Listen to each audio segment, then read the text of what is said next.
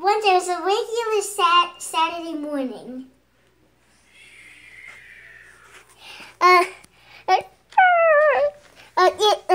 Horsey, your best friend Doggy wants to take you on a ride. Is that okay? Press pause. Get dressed quick. Whoa. Okay, I'm gonna get on. So, yeah. So Doggy, we say, I am ready. But she didn't realize it was getting dark.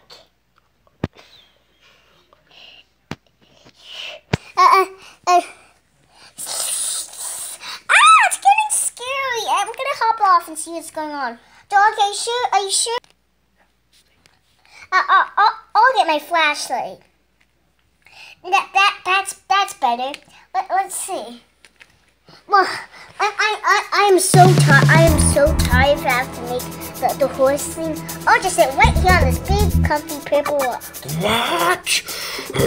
Who sat on me? Who did it? Get over here! Did you sit on me? I can't count, and then I get put the You candy. sat on me. But then suddenly her candy fell out of the pocket. Oh, a candy? Oh, for me? You shouldn't have. You guys were so nice. Give me a big hug. Give me a hug.